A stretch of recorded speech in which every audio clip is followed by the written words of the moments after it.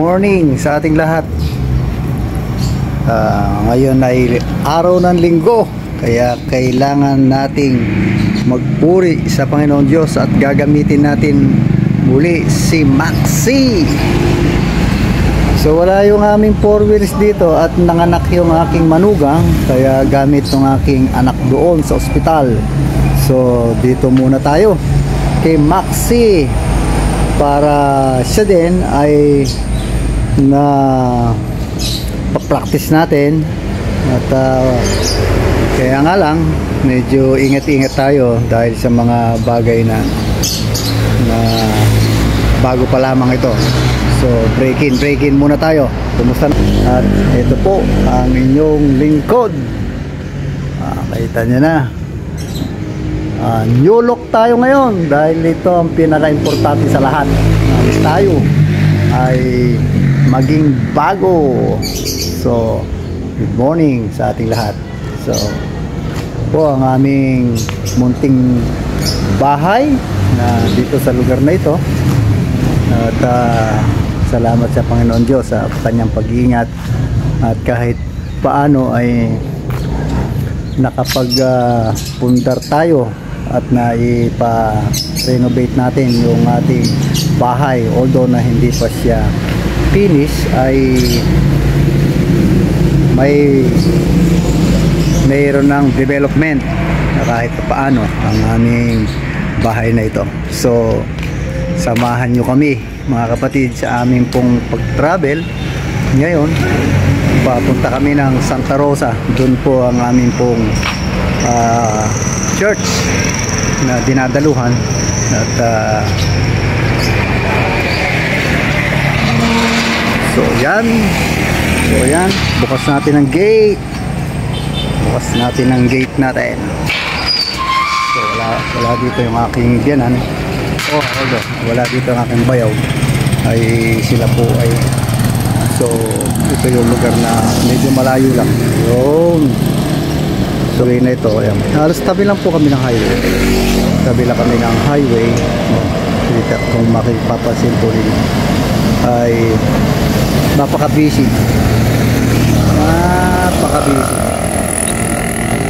Busy yung lugar na ito. So ito makapuntang Palayan, papunta rin kila Pastor Bobo dito. Ito lugar na to, papunta rin kila Sir Norbien. Yan, itong lugar na ito.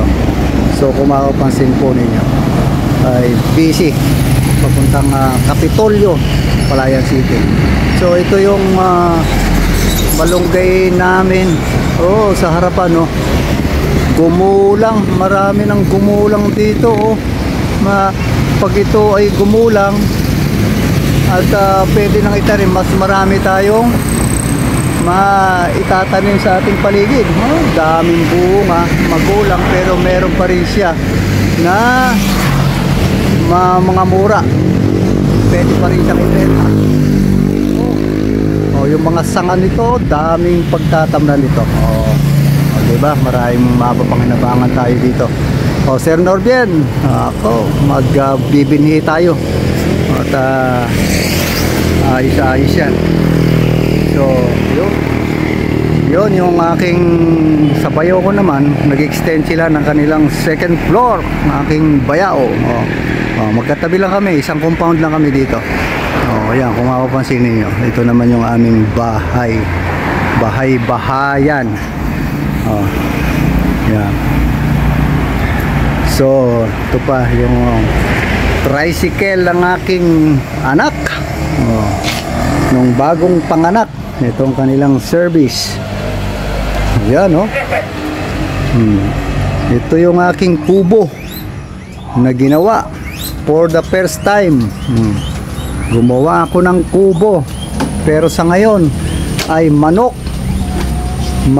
ang nakatira. Ayan, kita nyo na. Merong humahalimhim na manok. Kita nyo na. Wala kasing nagpupunta dito. Kaya manok. Ayan, manok. Makikita nyo yung manok.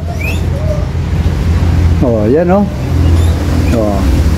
Kaya yan yung aking ginawang kubo. Isang buwan at kalahati ko itong ginawa. So isang puno ng kawayan. Isang puno ng kawayan yung naubos ko rito. Pati mesa. O yan o. Ginawa natin yan. Yan o. So sara natin yung ating kubo-kubuhan. Yan o. So samahan nyo kami. Samahan nyo kami sa ating paglalakbay. Alright. Go, go. Susundan namin kayo Okay. Simba muna tayo, mga kaibigan at kapatid.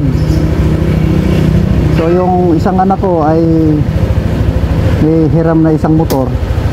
So wala muna tayong 4 wheels ngayon. At andun sa ospital, andun sa aking mga anak. Ginagamit nila ng anak yung aking manugang. Babae ang apo.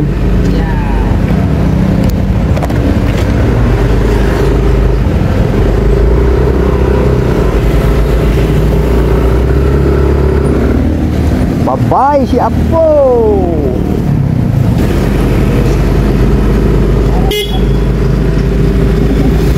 Hey! Are!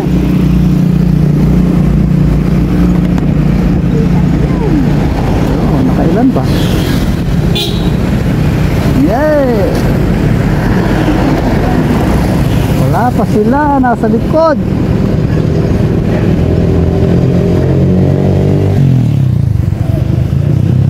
Go, go tayo! Go Power Ranger!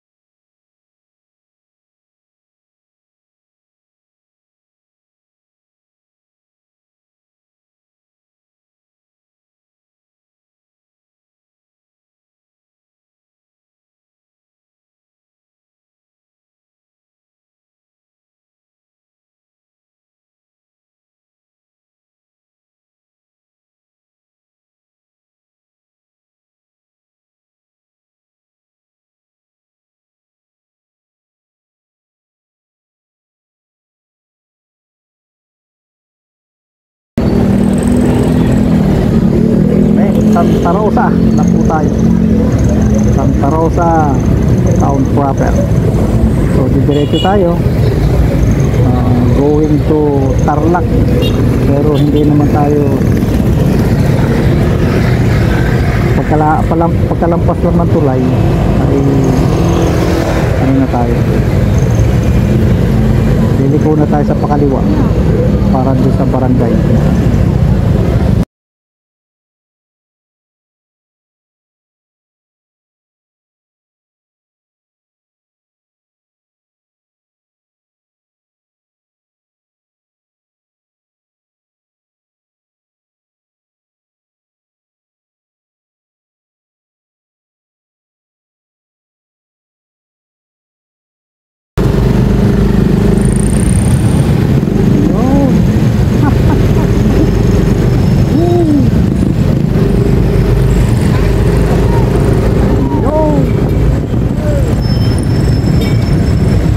Grabe ang traffic.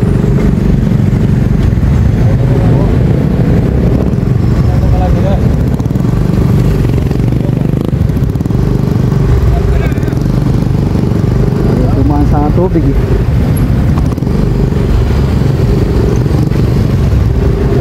Dumaan sa tubig eh.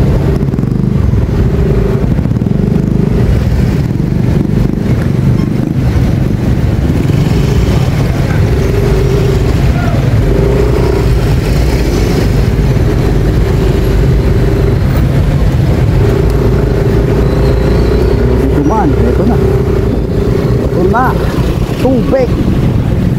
Go go Power Ranger.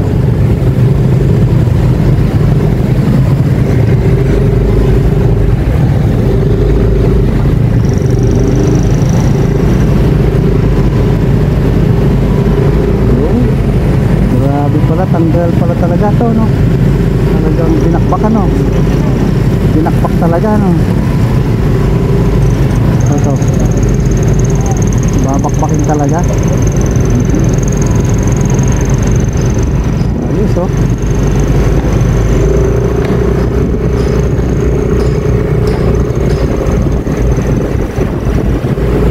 Matagal pa pala to. Ha? Yan lang, pero doon sa napaakyat.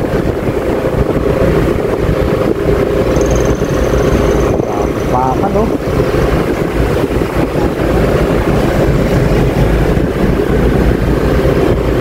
Engineer pala yun. Tingnan nyo. Pagka buhos. Maraming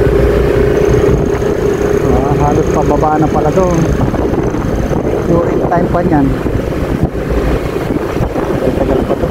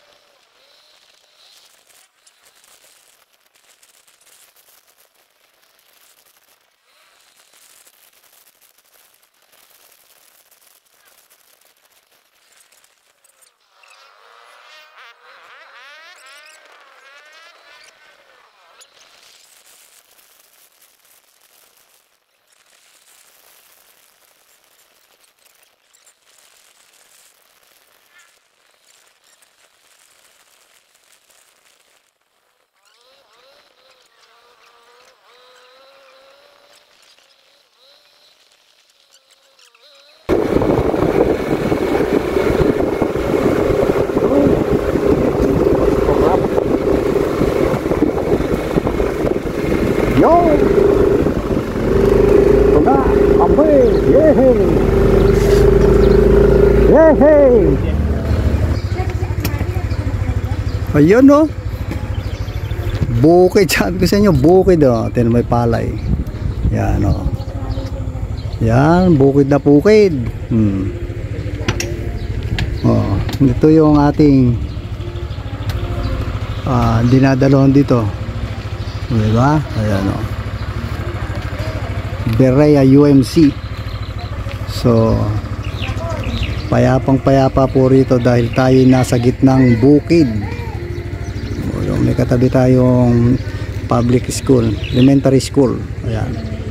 So yan po ang paligid dito sa baryo na ito. So sige po, tayo ay late na, kaya hahabol tayo sa pagsamba.